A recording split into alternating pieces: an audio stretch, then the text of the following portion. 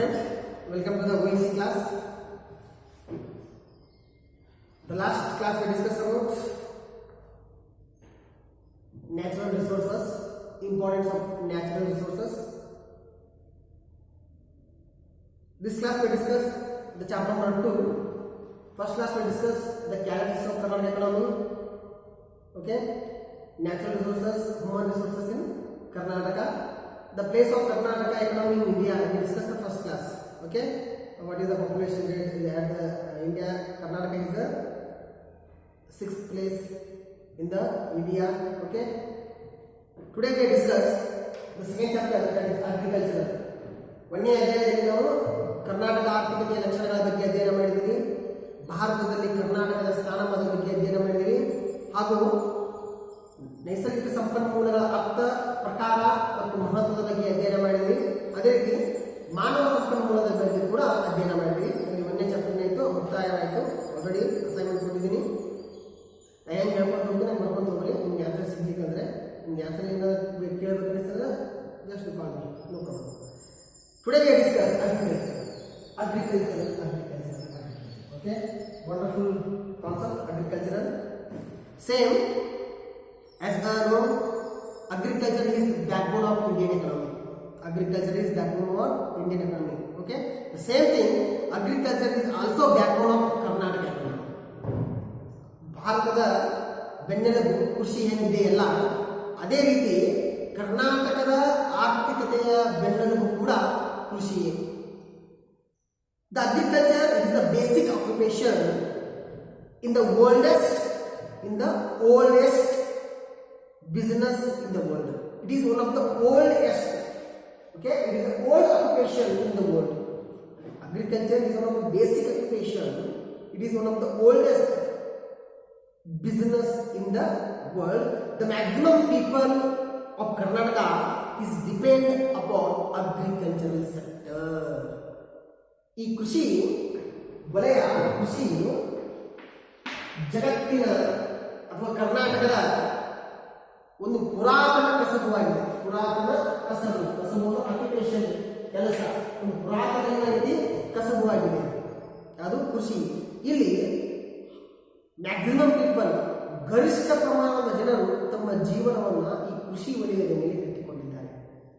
ಈ ಕೃಷಿ ವಲಯದ ಮೇಲೆ ಬಹಳಷ್ಟು ಜನರು ತಮ್ಮ ಬದುಕನ್ನು ಕಟ್ಟಿಕೊಂಡಿದ್ದಾರೆ. The maximum people depend upon agriculture for their livelihood. Okay, ಬಹಳಷ್ಟು ಅಂದರೆ ಮ್ಯಾಕ್ಸಿಮಮ್ ಜನ ಏನು ಕರ್ನಾಟಕದ ಅತ್ಯಧಿಕ ಪ್ರಮಾಣದಷ್ಟು ಜನ ಕೃಷಿಯ ಮೇಲೆ ತಮ್ಮ ಜೀವನವನ್ನು ಕಟ್ಟಿಕೊಂಡಿದ್ದಾರೆ. See, in Karnataka also agriculture is considered primary sector of the economy. ಕರ್ನಾಟಕದಲ್ಲಿ ಕೂಡ ಕೃಷಿಯನ್ನು ಪ್ರಾಥಮಿಕ ವಲಯ ಅಂತ ಕನ್ಸಿಡರ್ ಮಾಡ್ತಾರೆ. ಇನ್ನು the Indian economic structure, the primary structure, secondary sector and service sector of tertiary sector. The agriculture is primary sector. Okay, agricultural and agriculture related activities we are considered what? Primary sector. Why agriculture is considered primary sector? Means the agriculture is provide food and fodder, food for human beings, for animals, food and fodder to all human beings and birds. Okay, animals, because agriculture considered is a primary sector. ಕೃಷಿ ವಲಯವನ್ನು ಪ್ರಾಥಮಿಕ ವಲಯ ಅಂತ ಕರಿತೀವಿ, ಕೈಗಾರಿಕಾ ವಲಯನ ದ್ವಿತೀಯ ವಲಯ ಅಂತ ಕರಿತೀವಿ, ಸೇವಾ ವಲಯವನ್ನು ತೃತೀಯ ವಲಯ ಅಂತ ಕರಿತೀವಿ. ಯಾಕಂದರೆ ಬಹಳಷ್ಟು ಜನ ಕೃಷಿಯ ಮೇಲೆ ಅವಲಂಬನೆಯಾಗಿದ್ದಾರೆ. ಅದರ ಜೊತೆಗೆ ಕೃಷಿಯು ಇಡೀ ಜೀವ ಸಂಕುಲಕ್ಕೆ ಆಹಾರವನ್ನು ಒದಗಿಸುತ್ತದೆ. ಕೃಷಿ ಏನು ಮಾಡ್ತದೆ, ಇಡೀ ಜೀವ ಸಂಕುಲಕ್ಕೆ ಆಹಾರ ಒದಗಿಸುವುದರಿಂದ ಕೃಷಿ ವಲಯನ ನಾವೇನಂತ ಕರಿತೀವಿ, ಪ್ರಾಥಮಿಕ ವಲಯ ಅಂತ ಕರಿತೀವಿ. Agricultural, once upon time, it's take more importance. Agriculture sector, once upon time, it's take more importance, more importance. But gradually, the importance is going on and decrease. Okay, ಒಂದಾನೊಂದು ಕಾಲದಲ್ಲಿ ಕೃಷಿ ಪ್ರಾಮುಖ್ಯತೆ ಅತ್ಯಧಿಕ ಪ್ರಮಾಣದಲ್ಲಿತ್ತು, ಅದರದೇ ಆದ ಪ್ರಾಮುಖ್ಯತೆ ಇತ್ತು. ಆದರೆ ಈಗ ಕೃಷಿ ಇರುವಂಥ ಪ್ರಾಮುಖ್ಯತೆ ನಿಧಾನಗತಿಯಲ್ಲಿ ಕ್ರಮೇಣವಾಗಿ ಇಳಿಕೆ ಆಗ್ತಿದೆ. But whatever it is, okay, agriculture is there its own importance. ಏನೇ ಇರಲಿ ಕೃಷಿಗೆ ತನ್ನದೇ ಆದಂಥ ಒಂದು ಮಹತ್ವಗಳಿವೆ. What are the importance of the agriculture in the economy, role of agriculture in development of economy we are discuss now.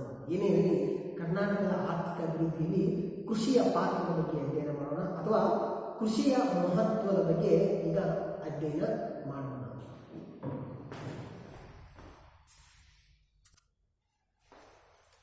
Yes, friends, we discuss importance of agriculture. Very important question for 10 marks.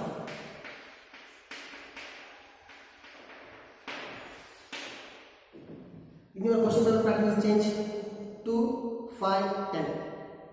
2, 5, 10. Okay. This question will be arise for 10 marks. Very important question. Importance of agriculture in Karnataka economy.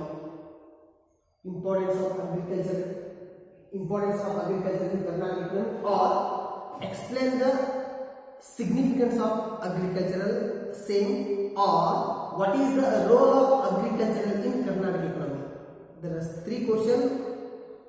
Okay, same answer for the 3 questions. First one is importance of agriculture sector in Karnataka economy, significance of agricultural, or role of agriculture in Karnataka economy. Okay, question is same answer. ಇವತ್ತು ಈಗ ಏನು ಮಾಡೋಣ, ಕೃಷಿ ಕರ್ನಾಟಕದ ಆರ್ಥಿಕ ಅಭಿವೃದ್ಧಿಯಲ್ಲಿ ಕೃಷಿಯ ಮಹತ್ವದ ಬಗ್ಗೆ ಅಧ್ಯಯನ ಮಾಡೋಣ. ಇಲ್ಲಿ 10 ಮಾರ್ಕ್ಸ್ ಇಂಪಾರ್ಟೆಂಟ್ ಕ್ವಶನ್ ಬಂದಲ್ಲಿ ಕೃಷಿ ಬಗ್ಗೆ ಬರಬೇಕಾದ್ರೆ you have to write first introduction part. ಇದ ಕ್ವಶನ್ ಮತ್ತೆ 2 ರೂಪದಲ್ಲಿ ಕೇಳಬಹುದು. ಕೃಷಿಯ ಪ್ರಾಮುಖ್ಯತೆ ಬಗ್ಗೆ ವಿವರಿಸಿ, ಅಥವಾ ಕರ್ನಾಟಕದ ಆರ್ಥಿಕ ಅಭಿವೃದ್ಧಿಯಲ್ಲಿ ಕೃಷಿಯ ಪಾತ್ರವೇನು ಚರ್ಚಿಸಿ. The question will arise in 3 ways. Okay, 3 ರೂಪದಲ್ಲಿ ಈ ಕ್ವಶನ್ ಅನ್ನು ಕೇಳಬಹುದು. Friends, in Karnataka agriculture is main occupation. Okay, the first one is this, Karnataka is a main occupation. The more than 56% of people depend upon agriculture sector. 56% of people depend upon agriculture sector, because agriculture is considered backbone of the Karnataka economy.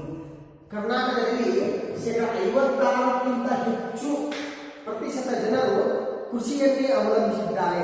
66% means out of 100, 56 people depend upon agriculture sector directly and indirectly. Okay, ಇಲ್ಲಿ 156 ಜನಗಳೆಲ್ಲ ಕೃಷಿಯನ್ನ ಪರೋಕ್ಷವಾಗಿ ಮತ್ತು ಪ್ರತ್ಯಕ್ಷವಾಗಿ ನಂಬಿಕೊಂಡು ತಮ್ಮ ಬದುಕನ್ನ ಕಟ್ಟಿಕೊಂಡಿದ್ದಾರೆ. Okay, then people, it was the backbone of the Karnataka economy. It is the oldest and the largest occupation of the Karnataka.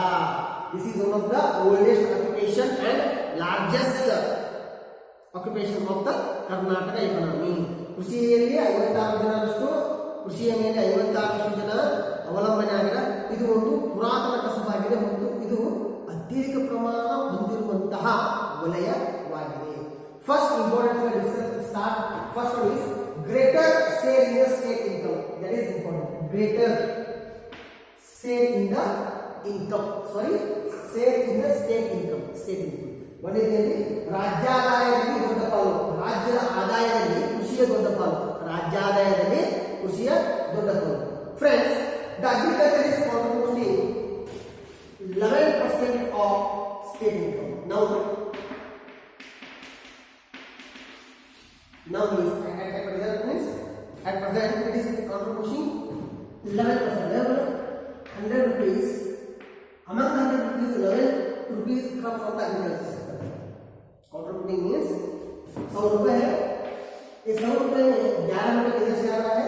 Agriculture sector से आ रहा है. Okay, agriculture is contributing 11% of state income.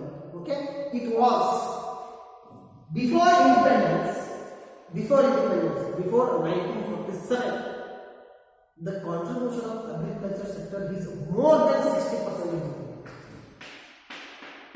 Before independence, the agricultural contribution in the state income more than 60%. It means out of 100 rupees, the 60 rupees come from the agricultural. 60 rupees come from the agricultural. See, once upon a time it is 60%. In the recent year, it is going on decrease 11%. Because I say agriculture is gradually what decreasing its importance. Because in before independence, more than 75% is dependent upon agriculture sector. Before independence, more than 75% is people depend upon agriculture sector. That time the contribution is 60%. Whereas the people are dependent on agriculture sector, 56%. The contribution is rapidly decreasing 11%. The agricultural contribution nowadays is 11%. 75%, 60% of contribution, 56%, 11% of the state income. Contribution of the state income. Why? They have good numbers of reasons. Developing industry sector, developing service sector, the people migrate one sector to another sector. Okay, the government provide better education, better healthcare, better infrastructure. This leads to the people migrate one sector to another sector. This is one side. Another side is our land is depend on rain. The Karnataka land, the maximum land is depend upon monsoon. Monsoon means rain. The rainfall is uncertainty, not certainty. Rain is uncertainty. One time is come overflow, another time lack of rain. This reason the people migrate. Why migrate? Means people facing a lot of problems. People facing a lot of problems because rain is not properly going on. Rain is not properly good. Okay, irrigation facilities, lack of irrigation facilities available in the Karnataka. Available facilities, irrigation facilities not allocated all the area, only located in some part of Karnataka state. Because how to run the family? That is very difficult to farmer because farmers are multiplied or converted or transferred to industrial sector and service sector because the percentage of depending as well as the percentage of contribution going on decreasing. ಇಲ್ಲಿ ರಾಜ್ಯ ಆದಾಯದಲ್ಲಿ ಒಂದು ದೊಡ್ಡ ಪಾಲು, ಕರ್ನಾಟಕ ರಾಜ್ಯದ ಆದಾಯದಲ್ಲಿ ಕೃಷಿಯ ಒಂದು ದೊಡ್ಡ ಪಾಲಿದೆ. ಇತ್ತೀಚಿನ ದಿನಗಳಲ್ಲಿ ರಾಜ್ಯದ ಆದಾಯಕ್ಕೆ ಕೃಷಿಯಿಂದ ಬಂದಂತಹ ಆದಾಯ 11%, ಅಂದ್ರೆ 100 ರೂಪಾಯಿ 11 ರೂಪಾಯಿಯಿಂದ ಬಂದಿದ್ರೆ ಕೃಷಿಯಿಂದ ಬಂದದ. ಒಂದಾவது ಕಾಲದಲ್ಲಿ ಅಂದ್ರೆ ಸ್ವತಂತ್ರ ಬರೋಕ್ಕಿಂತ ಮುಂಚೆ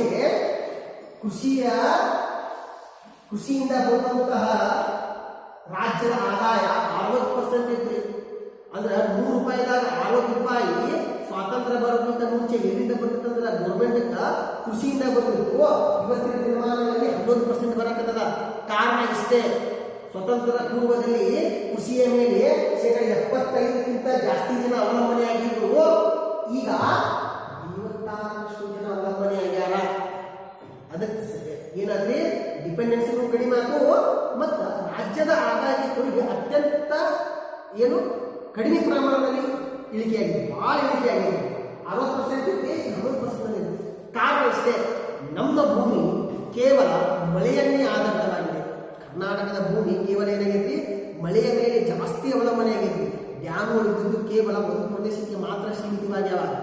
ಒಂದು ಪ್ರದೇಶಕ್ಕೆ ಮಾತ್ರ ಏನಾಗೈತಿ, ನೀರಾವರಿ ಸೀಮಿತವಾಗೈತಿ. ಬಹಳ ಭೂಮಿ ಏನಾಗೈತಿ, ಕೇವಲ ಮಳೆಯನ್ನೇ ಅವಲಂಬಿಸಿದೆ. ಈ ಮಳೆ ಅನಿಶ್ಚಿತತೆ, ಅನ್ಸರ್ಟನ್ಟಿ ಅಂತ ಮಳೆ ಆಗಲು ಸಿಕ್ಕಾಪಟ್ಟೆ ಆಗಿಬಿಟ್ಟದ. ಮಳೆ ಒಂದೊಂದು ಸಲಕ್ಕೆ ಆಗಂಗಿಲ್ಲ. ಅದಕ್ಕೆ ಹೇಳ್ತಾರೆ ಭಾರತದ ಕೃಷಿಯು ಮಾನ್ಸೂನ್ ಮಾರುತದೊಂದಿಗೆ ಆಡುವ ಜೂಜಾಟ. ಹಳೆ ಕಾನ್ಸೆಪ್ಟ್ ಅಲ್ಲ. ಭಾರತದ ಕೃಷಿಯು ಮಾನ್ಸೂನ್ ಮಾರುತದೊಂದಿಗೆ ಆಡುವ ಜೂಜಾಟ. The Indian agricultural gambling on monsoon, that is old monsoon. Why? One time is rain come, another time rain is come not come. Okay, ಒಂದ್ಸಲ ಮಳೆ ಬಂದ್ರೆ ಸಿಕ್ಕಾಪಟ್ಟೆ ಬರುತ್ತೆ, ಒಂದ್ಸಲ ಬರ್ಲಿಕ್ಕೆ ಬರಂಗಿಲ್ಲ. ಅದಕ್ಕಾಗಿ agriculture sector is provide what's great state in the state income. The second one is very important, largest employment. ಅದೇನೇ ಗರಿಷ್ಠ ಉದ್ಯೋಗ. Friends, once upon a time it's depend about 60%. Sorry, 75%, more than 75% before independence, provide 75% of employment opportunity. Nowadays, 60% of people is dependent on agriculture sector. It means the agriculture provide 56% of employment. Agriculture is provide 60%, 56% of employment opportunity of the state peoples. ಹೌದಾ? ಇನ್ನು ಕೃಷಿ ಗರಿಷ್ಠ ಉದ್ಯೋಗವನ್ನು